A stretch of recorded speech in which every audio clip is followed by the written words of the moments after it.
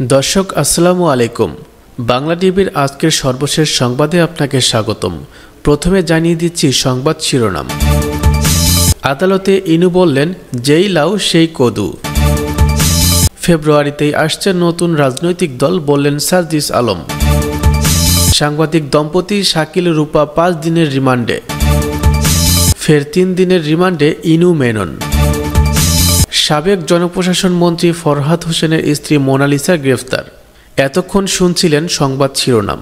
পুরো খবর জানতে ভিডিওটি শেষ পর্যন্ত দেখুন। সর্বশেষ সংবাদ পেতে চ্যানেলটিকে সাবস্ক্রাইব করুন। এবার বিস্তারিত। আদালতে ইনু বললেন, যেই লাউ সেই কদু।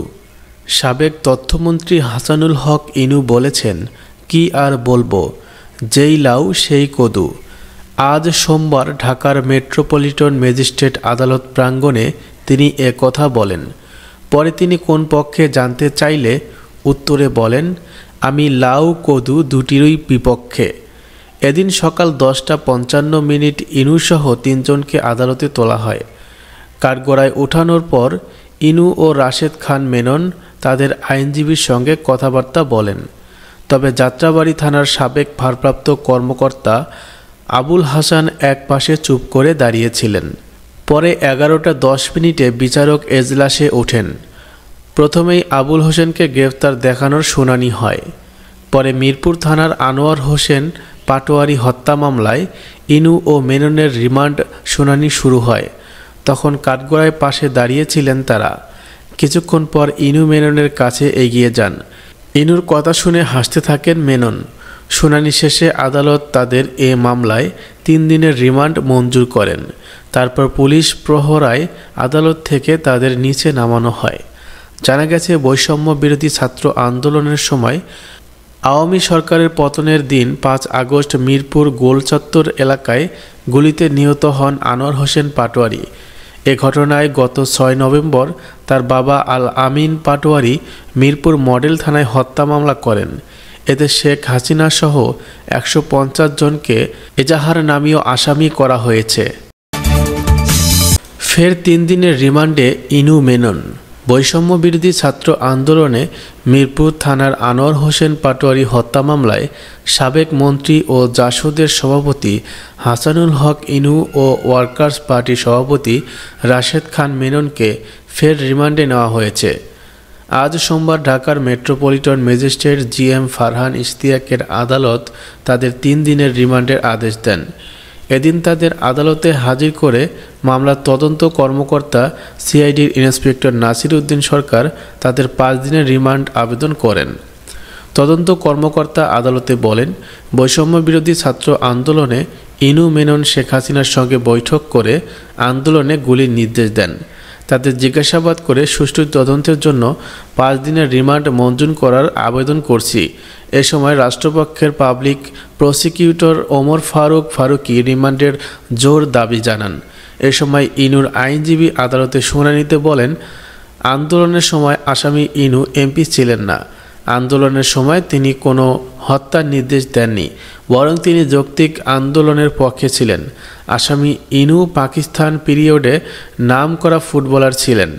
তিনি গোল রক্ষক ছিলেন। মুক্তিযুদ্ধের সময় তিনি খেলা ছেড়ে বঙ্গবন্ধুর ডাকে যুদ্ধে অংশগ্রহণ করেন। তিনি একজন খ্যাতিমান বার্ষিয়ান রাজনীতিবিদ। তার বয়স হয়েছে, তাকে জামিন দেন। শুনানি শেষে আদালত আসামিদের 3 দিনের রিমান্ড মঞ্জুর করেন। মামলা সূত্রে জানা যায়, বৈষম্য বিরোধী ছাত্র আন্দোলন চলাকালে 5 আগস্ট মিরপুর গোলচত্বর এলাকায় গুলিতে নিহত হন আনোয়ার হোসেন পাটোয়ারি। এ ঘটনায় তার বাবা আল আমিন পাটোয়ারি মিরপুর মডেল থানায় হত্যা মামলা করেন। আওয়ামী লীগ সরকার পতনের পর গত 22 আগস্ট বাংলাদেশের ওয়ার্কার্স পার্টির সভাপতি রাশেদ খান মেননকে গুলশান থেকে গ্রেফতার করে পুলিশ। এরপর 26 আগস্ট উত্তরা থেকে গ্রেফতার হন জাতীয় সমাজতান্ত্রিক দলের সভাপতি হাসানুল হক ইনু। গ্রেফতারের পর তাদের দুজনকেই কয়েক দফা রিমান্ডে নিয়েছে পুলিশ। সাবেক জনপ্রশাসন মন্ত্রী ফরহাদ হোসেনের স্ত্রী মোনালিসা গ্রেফতার। সাবেক জনপ্রশাসন মন্ত্রী ফরহাদ হোসেনের স্ত্রী ও যুব মহিলা লীগের কেন্দ্রীয় কমিটির সহসভাপতি সৈয়দা মোনালিসাকে গ্রেফতার করেছে আইনশৃঙ্খলা রক্ষাকারী বাহিনী। রোববার দিবাগত রাতে ঢাকার ইস্কাটনের একটি বাড়ি থেকে তাকে গ্রেফতার করা হয়। আজ তাকে আদালতে তোলার কথা রয়েছে। মেহেরপুর সদর থানার অফিসার ইনচার্জ শেখ মেজবাহ উদ্দিন জানান, সাবেক জনপ্রশাসন মন্ত্রীর স্ত্রী সৈয়দা মোনালিসার নামে মেহেরপুরে বৈষম্য বিরোধী ছাত্র জনতার ওপর হামলাসহ বিভিন্ন অভিযোগে 3টি মামলা রয়েছে। সোমবার তাকে আদালতে তোলা হবে। এ নিয়ে বাড়তি নিরাপত্তা ব্যবস্থা নেওয়া হয়েছে। এর আগে বৈষম্য বিরোধী আন্দোলনে ছাত্র জনতার ওপর হামলার অভিযোগ করা মামলায় গত বছরের ডিসেম্বরের শুরুতে রাজধানী থেকে গ্রেফতার হন ফরহাদ হোসেনের বড় বোন শামীম আরা হীরা ও তার স্বামী আব্দুস সামাদ বাবলু বিশ্বাস। গত বছরের 14ই সেপ্টেম্বর দিবাগত রাতে রাজধানীর ইস্কাটন এলাকা থেকেই সাবেক জনপ্রশাসন মন্ত্রী ফরহাদ হোসেনকে গ্রেফতার করা হয়। গত 5ই আগস্ট বৈষম্য বিরোধী ছাত্র আন্দোলন চলাকালীন সময়ে ছাত্র জনতার ওপর গুলিবর্ষণ ও হত্যার ঘটনায় সাবেক জনপ্রশাসন মন্ত্রীর বিরুদ্ধে ঢাকা ও মেহেরপুরে বেশ কয়েকটি মামলা হয়। ফেব্রুয়ারিতেই আসছে নতুন রাজনৈতিক দল, বললেন সার্জিস আলম। বৈষম্য বিরোধী ছাত্র আন্দোলনের নেতা সার্জিস আলম বলেছেন, আমাদের নতুন রাজনৈতিক দল এই ফেব্রুয়ারিতেই আসতে যাচ্ছে। আমরা আমাদের সহযোদ্ধা নাহিদ ইসলামকে আহ্বান জানিয়েছি মন্ত্রণালয়ের ক্ষমতার চেয়ার ছেড়ে আমাদের জনতার কাতারে চলে আসতে। আমরা একটি নতুন রাজনৈতিক দল গঠন করছি। বিগত সময়ে এদেশে যে রাজনৈতিক চর্চা ছিল তা আবার নতুন করে দেখতে পাচ্ছি। এটি তাদের রক্তের সঙ্গে মিশে গেছে। তাই আন্দোলনকারীদেরকেই রাজনৈতিক নেতৃত্ব দিতে হবে। যারা আন্দোলনের সামনের সারিতে নেতৃত্ব দিয়েছে তাদেরকেই নেতৃত্ব থাকতে হবে। তা না হলে পেছনের সারির সুবিধাবাজ, অযোগ্য বা কম দেশপ্রেমিক যারা এ জায়গাটা নিয়ে নেবে। গতকাল শনিবার বিকেলে সোনারগাঁয়ের রয়্যাল রিসোর্টে জাতীয় নাগরিক কমিটি ও বৈষম্য বিরোধী ছাত্র আন্দোলন সোনারগাঁ শাখার উদ্যোগে আপনার চোখে নতুন বাংলাদেশ শীর্ষক ক্যাম্পেইনে প্রধান অতিথির বক্তব্যে তিনি এসব কথা বলেন। সার্জিস আরও বলেন, খুনি হাসিনা, আওয়ামী লীগ, ছাত্রলীগ, যুবলীগ যে নামেই হোক না কেন, যাদেরকে মাঠ পর্যায়ে ব্যবহার করেছে তাদেরকে শুধুমাত্র টিস্যু পেপারের মতো ব্যবহার করেছে। বিপদের সময় তাদের ফেলে পালিয়ে গেছে। তাদের এবার শিক্ষা নেওয়ার সময় এসেছে। আপনি কোন নেতার পেছনে দাঁড়াবেন, কাদের হয়ে কাজ করবেন, কাদের পেছনে ছুটবেন, দেশের বাইরে থেকে আপনাদের উস্কানি দেবে, তাতে যদি আপনারা মাঠে নামেন তাহলে আপনারই ভুক্তভোগী হবেন। তিনি আরও বলেন, আমাদের কাছে খবর আছে আমাদের সাথে অনেক রাজনৈতিক দল আন্দোলনে ছিল। তারা এখন টাকা ও ক্ষমতার আশায় ফ্যাসিবাদীদের প্রশ্রয় দিচ্ছে। আমাদের কাছে অভিযোগ আছে বিভিন্ন থানার পুলিশ ও আদালতের বিচারক বিভিন্ন সুবিধার বিনিময়ে খুনিদের প্রশ্রয় দিচ্ছে। আমাদের লড়াইয়ে খুনি হাসিনা লেজ গুটিয়ে দেশ ছেড়ে পালিয়েছে।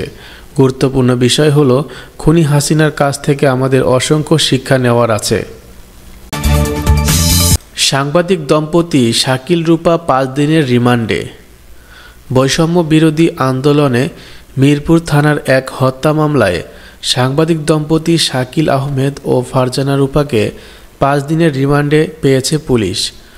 সোমবার শুনানি শেষে এ আদেশ দেন ঢাকা মহানগর হাকিম GM ফারহান ইশতিয়াক। এদিন তাদের আদালতে হাজির করে 5 দিনের রিমান্ড আবেদন করেন সিআইডির পরিদর্শক নাসির উদ্দিন সরকার। রাষ্ট্রপক্ষে কৌশলী ওমর ফারুকী রিমান্ড আবেদনের পক্ষে শুনানি করেন। এ সময় আসামিপক্ষের কোনো আইনজীবী ছিলেন না। পরে বিচারক আদেশ দেন। মামলার বিবরণ অনুযায়ী আওয়ামী লীগ সরকারের পতনের দিন ঢাকার মিরপুর গোলচত্বর এলাকায় গুলিতে নিহত হন আনোয়ার হোসেন পাটোয়ারি। এ ঘটনায় তার বাবা আল আমিন পাটোয়ারি মিরপুর মডেল থানায় হত্যা মামলা করেন। ফারজানা রূপা বেসরকারি টেলিভিশন স্টেশন 71 টেলিভিশনের সাবেক প্রিন্সিপাল করেসপন্ডেন্ট, আর শাকিল এই টেলিভিশনের সাবেক হেড অফ নিউজ। ক্ষমতার পালাবদলের পর দেশ ছাড়ার চেষ্টার সময় 21শে আগস্ট ঢাকার শাহজালাল আন্তর্জাতিক বিমানবন্দর থেকে তাদের গ্রেফতার করা হয়। পরে আদাবর থানার এক হত্যা মামলায় গ্রেফতার দেখিয়ে 2 দফা রিমান্ডে নিয়ে তাদের জিজ্ঞাসাবাদ করে পুলিশ।